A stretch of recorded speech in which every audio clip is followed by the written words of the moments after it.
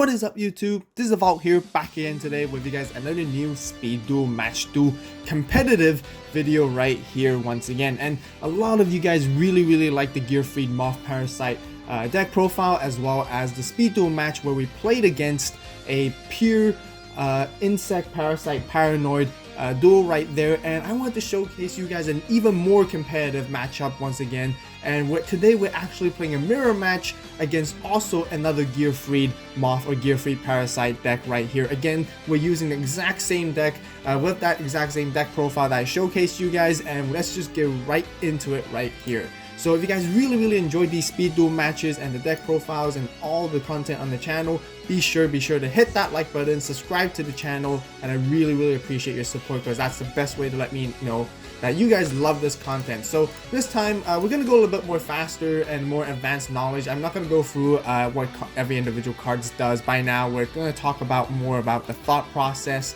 So if you guys want to see the deck profile, it's already been posted, so be sure to check out the video right there. So of course we're playing Cocoon of Ultra Evolution. The opponent is playing a Weevil skill. We highly think it's a Cocoon of Ultra Evolution again, very likely.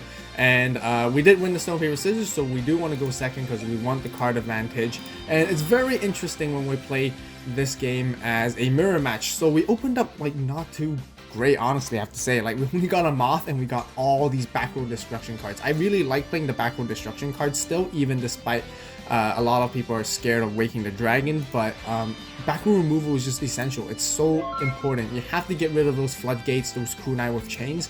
And without back row removal, you can't be too passive on that. You have to play some at least. And striking the Waking the Dragon, it's always not the end of the world. So we do play Command Knight, so we're just going to play Night Beam first of all right here to pop and see what they have. They have Forceful Checkpoint, which I think is a really good card that the opponent's playing. And as always, quick shout out to the opponent right here, for this match duel right here. Really enjoyed it, had a lot of fun, and you guys will see how it goes as well.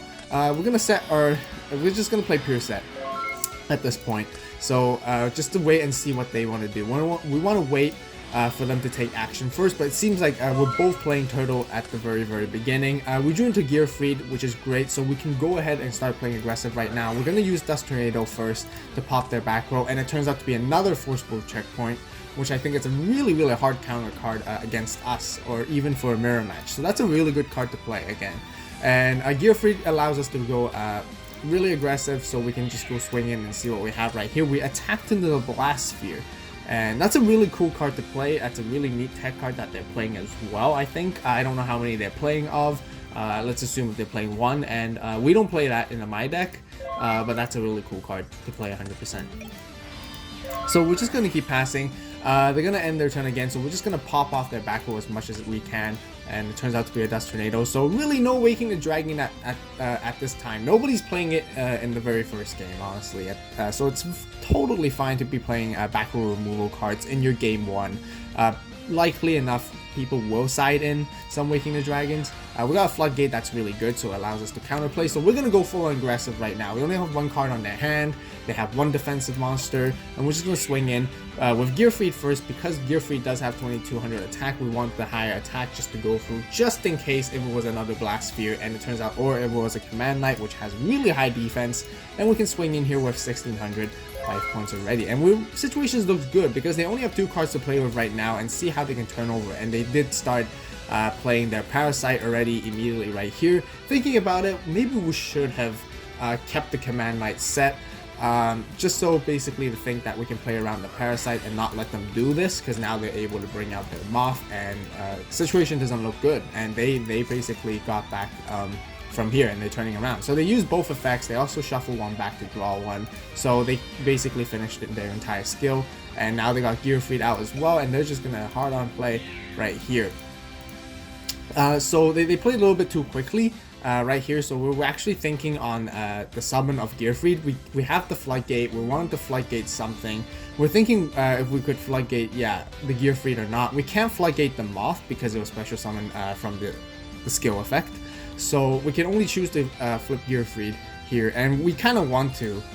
We just want to stop that damage right there, just in case for next turn, if anything goes bad, we can still probably hopefully block an attack. But, you know, the situation is just not good on us at this moment, so we're just going to have to rely on what we got on the top deck. And here it goes. We got a Sphere Karibo, so we can stay alive for one more turn and not take massive damage, and passing back to them. And right here they summon their Command Knight, and of course we're just definitely going to Sphere the Moth right there no matter what, buying us one more turn. And it's just very tough at this moment. They managed to easily turn it over, and one simple small mistake of over greeting with the Command Knight earlier on just to swing in for 1600 attack was, really thinking about it, it's not the best play. Really should have kept it face down and kept the pressure with Gearfried so they couldn't have easily used their skill right there. We could have gotten a huge advantage instead if we kept it down. But yeah, it was very juicy to swing in for a direct attack and start doing some damage. But now, you know, they have more cards on their board than we do. They're going to swing in and attack with their Moth first, and then we have a Zombina, which does allow us to bring back Gearfried in attack. We want to bring it back in attack because Command Knight is at only at 16, so it can't go over Gearfried. However, if that set card was a Kunai, then it would have been easy for them to basically swing in. And right here, we got really lucky, honestly, and Parasite Paranoid. I mentioned in my deck profile, you have to just play 3 of. You want to see this card as soon as possible. It's an instant -1 for the opponent, instant plus like 1 or 2 for you to play the Parasite Paranoid. So it's just really good.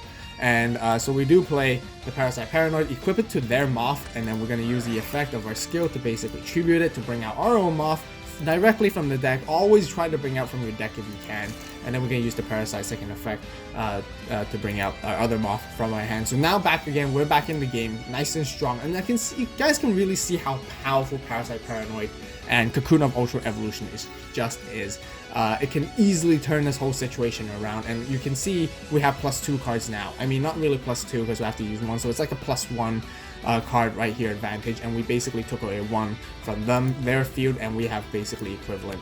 Right here, we're not going to use our second part of the skill just yet. We weren't too desperate to use to draw into the other card, so we're just going to go into the battle phase and swinging, and turns out to be a Windstorm. We should have played around that, but didn't expect it because it was the first time seeing it, and we just have to pass. But they can't really go over our monsters at all, so we're gonna have to see what they play here. So we're just gonna set and play defensively, so we know that they're in a picky situation. So the reason why I didn't want to use the second effect of a Cocoon Ultra Evolution so quickly was because I know I have 2 more Parasites in my deck, and I have summoned all my Moths, and I only play 2 Moths. So I'd rather actually shuffle in a Moth back, allowing me to utilize the Parasite Paranoid later on if I draw. Because right now, at this point, if I draw into any more Parasite Paranoids, it's literally a dead draw. So there's no point shuffling this current one in the grave back in the deck in order just to greed out and draw another card. Because it's better just to utilize the resources that way. It keeps the cycle going a little bit more, and it allows us to play later in the game just in case. So that's why I don't use the second effect that soon, unlike the opponent right here. So we're gonna switch into attack and go into our battle phase. I'm not sure why the opponent drew a card right here, but we're just gonna swing in, and I guess they scooped up because they just, yeah, I guess they knew there was no out for them right here. So moving on to game 2. So back in the side deck, if you guys want to see what the side deck is, be sure to check out that deck profile that was posted already. Exactly the same. Right here, we decided to, just so you know, to play a little bit interestingly. Since we're playing a mirror match, I was thinking, what if we stalled our opponent instead? So I decided to put in the Pharaoh's Treasure and Jar of Avarice package inside here and see if we can actually just summon the Great Moth, like force them to summon the Great Moth first, and then we summon the Great Moth second, so then we can actually just stall them out and without having to force our attacks, because we can see they have a lot of annoying back row cards to deal with. And we also sided in an aerosol, I believe, just in case we need to like desperately pop their Moth as well. So that goes into the game 2, and let's see how we do right here. So of course they want us to go first. Once again, we are playing a 21 card deck because I guess I like this number when it comes to cards, or when I play a deck that is like heavily allows me to get resources from the deck, which Cocoon absolutely does, and I think that ratio is good. But you know, some of you guys might like 20 card ratio instead. So this is our opening hand. Not too bad, I think. We can actually just go play defense right here and just to see what they want to do, and just, yeah, go for it. And then we got another Zombina. So once again, we're thinking if we should play Gearfried, flip up the Command Knight, so then our Gearfried can run over almost anything. That's usually the good idea, because thinking back in the last game, we flipped up the command knight, and then we summoned our Gearfried, and we attacked. Now, you know, the fact that we flipped up the command knight and summoning it, showing it, allows us to gain the 400 boost. So then we wouldn't have been able to run over the command knight. So we're just gonna play defense because we are having the intention to play stall, a little bit stall right here. So we're gonna play this command knight lock and see how it goes. And they're very likely gonna parasite it. And they surprisingly also have the double command knight, so they took advantage of here. So they got really good. So now their command knight's at 2,000 attack, and our command knight's only at 19 defense. So they can easily now just destroy both our command knights. So that just makes it very bad on our end. Totally unexpected that at all. That both of us were having like both command knights. So we're gonna set our floodgate right here. We're gonna parasite. We really have to, because there's no out at this point, because both command knights are 2k, and our Gearfried can't beat that. So we're forced to use the Moth first, and they Dust Tornado right here, and we have no Moth to summon from our hand from Parasite Paranoid's effect. So that's very well played on them as well. It's a really good card. This is also why Dust Tornado is a really powerful card, really neat card to still play in your deck, especially when you're against like Moth decks or Parasite decks. So we just have to set our Zombina and pass at this point. And situation doesn't look good on our side. They play a Night Beam as well, so they're back on us this time, popping our back rolls constantly, and they're just gonna go aggressively fully, and they special summon the Parasite from their deck. So I think they have their Moth on their hand. Not sure if they have a Moth in their deck. They might be just playing one Moth maybe, and they shuffle back and draw right here and set one. So they got a really good board advantage right here. So they swing in with the massive Moth. Zombina allows us to revive a command knight, and now luckily enough they can't run over us because our command knight is at 19 defense, and their command knight is only at 16. But they played well, pretty interesting here as well. So they're gonna Windstorm, and I didn't expect them to crash into us like this, which is kind of interesting as well. We drew into our Dust Tornado a little bit too late for that. I mean, we want that a little bit earlier so we could actually pop their Parasites and their back rows, but you know, let's see what we can do here. So we're just gonna summon our Gearfried and attack just to destroy that Parasite Paranoid on their field really, and see what they come up next. So yeah, situation's great for them. They attack in with Moth, so we take 17 damage, and we take another 18, and we're only down for 500 life points. I mean, that's just massive damage right here. And they play a Conscription, which is really interesting, and I really unexpected. That really caught me off guard. So very well played. I highly think it's in their side deck. They probably sided in, but regardless, it's a really cool card. Didn't expect this at all, and interesting. They do luckily get that Parasite Paranoid. Wow, very well played, I have to say. Like, I mean, there was luck and also very well played, because if they didn't have Conscription, we would have drawn this our next turn, and we would have made the big play. So really surprised, and wow. I'm just really impressed, honestly, I just have to say. So very kudos to my opponent, very well played right here, and they basically forced the game 3. So this gets really exciting. So we were gonna play the stall package. We haven't even seen the stall package in our deck, so we're gonna keep at it. Then they don't know we're gonna play the stall just yet, because they haven't seen it in game 2. So we're just gonna keep the side deck exactly the same. We're not gonna side anything out. We're gonna keep our Jar of Avarice, as well as Pharaoh's Treasure and Aerosol in there, and then we're gonna go into game 3 right here. So usually the cards I like to side out would a little bit be like Night Beams, or some back row removal cards, or maybe a Floodgate, or maybe a monster that I don't necessarily need to side in the Pharaoh's Treasure and Jar of Avarice. And here it is right here. We have it already, which is great. And we want them to go first. So they go in strong with Gearfried the first turn. We don't have a monster in our hand just yet with a heavy back row.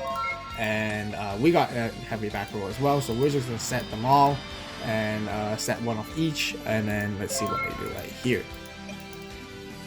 They summon another Gearfried, which is great for them.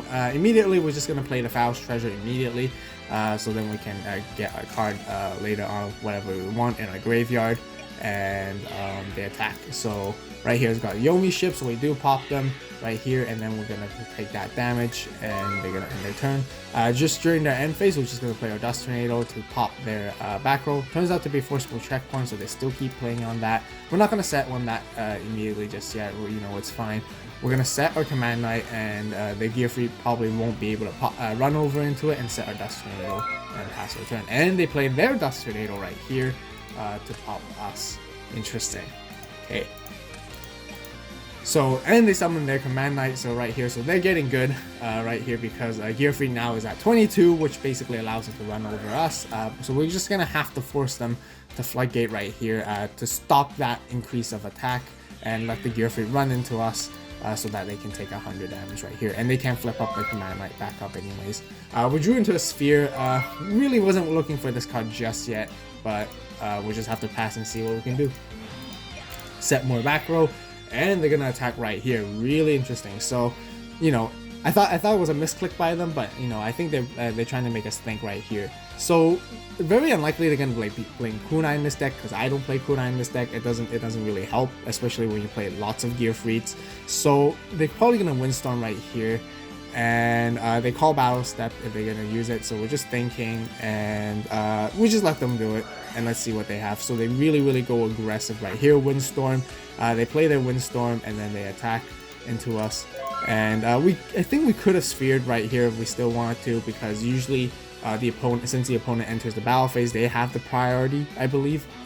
Let me know in the comment section down below if I'm wrong, because when they attack, they can choose to activate something first before I do, and if they do, which they choose to use Windstorm, and then I'm actually allowed to respond to that attack. So we see. Not too sure. Maybe, yeah, I'm not too sure about that exact process or ruling, but we just let it through for them anyways, and we took that damage. So that's our turn. We bring out our Gearfried in attack, and then we just have to pass our turn. No point setting in defense, and they play a Parasite right here to pop, and they just really want to shuffle. Okay, they really want a card. So that's their style of playing. That's pretty interesting as well, and we just let them. So we're going to swing in right here. We're just going to Sphere immediately, putting that into defense so that we can swing back onto him during our next turn. We drew into our Parasite, and we're going to swing in right here and see what it does. We took out their Gearfried, which is great. We're going to keep our Parasite in the hand just in case they summon anything, so we can Great Moth them. So we have counterplay measures set in stone just in case if anything were to happen. We're going to set our Zombina. We're not going to summon and attack too aggressively for sure. Setting it's definitely the better choice, and we pass and see what they want to do right here. They pass again as well. We're just going to keep passing because we are playing the stall game a little bit. We're hoping to draw into our jar. We have 11 cards in our deck. They have 9, and we can hopefully deck them out right here. They have pretty 2 back row cards that I'm a little bit worried about. But, you know, we're good. Situation looks good. Like, the stall game for us is definitely there. But they're gathering, at this moment in time, they're gathering their resources up. And they set it a Night Beam.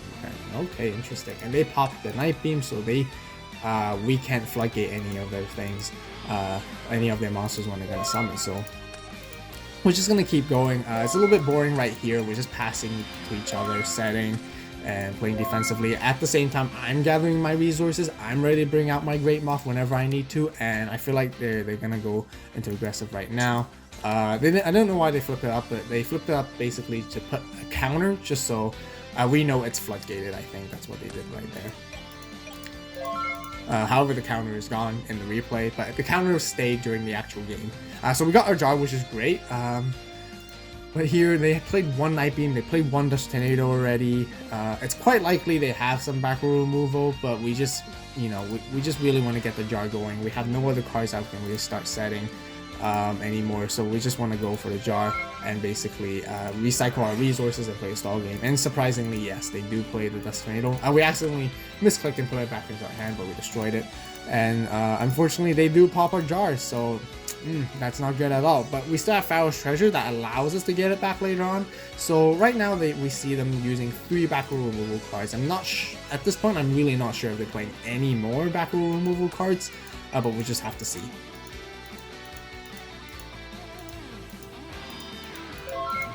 So once again, they pass, set and pass. They're definitely waiting for something equivalently to us. We're just waiting out for them as well. We're gonna set our Parasite Paranoid just for a little bit more defenses right here, and pass our turn. They summon their Gearfried, and their whole board is full, and they flip up, and I think they're gonna go aggressive here. They're gonna attack, so we both crash into each other. Oh no, we don't, because their Gearfried is at 22, and with the Command Knight at 16.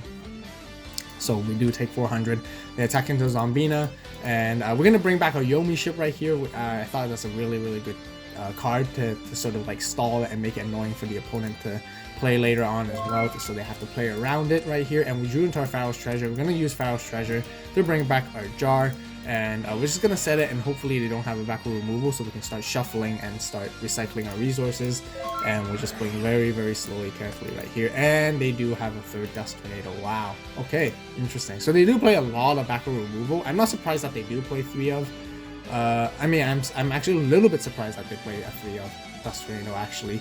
But I'm actually surprised to see that they draw into it. But I guess thinking about it, not really that surprised because we've been stalling way too long. So they do open up their spot right here. They're gonna play their Parasite, and they're gonna bring out their Great Moth. So at this point, we're not worried because the Great Moth will have to swing over something, and then our next turn we're gonna get that's what we wanted. So then we can basically tribute their Moth, and then we can bring out our Moth, and then we can basically just stall for the next 3 turns. I was very sure that we got the game there, but they proved us wrong right here. They swung in straight into Yomi ship. We're very concerned. We're very weird.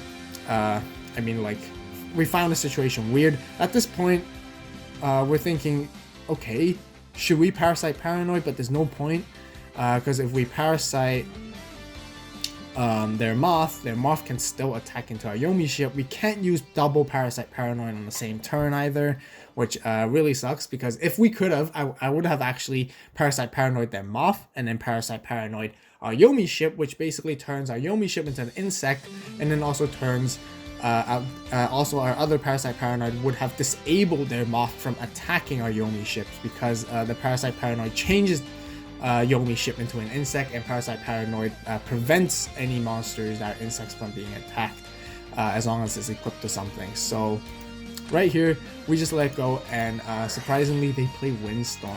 Okay, so right here I don't think we could have done anything. We're just saying we're thinking, just double checking the field if anything we can actually have done right here, but I'm pretty sure they got it because they put our Yomi ship in attack, and then we'll basically take a straight up 2700 damage to the face, and we don't have enough life points. So pretty I guess pretty huge misplay or misthought on my part, which I thought, you know, I had all the life points to spare, but you know, thinking about how Yomi ship actually backfired right here, and they did win the game in the end. So it's 2-1. They managed to turn it over from all the way from game 1. So really kudos, very well played to my opponent right here. I guess they kind of saw through my stall strategy immediately already in the very first turn, because I played Pharaoh's Treasure immediately. So overall, I hope you guys enjoyed this competitive speed duel match right here. Honestly, it was very intense for me when I was playing back live against this opponent. They're very well played. Kudos to them once again. Quick shout out to them. Very well played. Really enjoyed this match, even though we lost. Yeah, I hope you guys learned a lot from it. I hope you guys really enjoyed these competitive speed duel match videos. So if you do, be sure to comment down below, hit that like button, subscribe to the AVAULT channel, because that's the best way to let me know you guys really enjoy this content. And feel free to provide me any feedback. Maybe I have misplayed here, or maybe some decisions I've made better. Really open to any suggestions that you guys would have, and you know, even teaching me, and I really appreciate that as well. So yeah, thank you guys so much for watching. You guys have a great day, great night, wherever you are. We'll see you in the next video, and this is AVAULT signing out.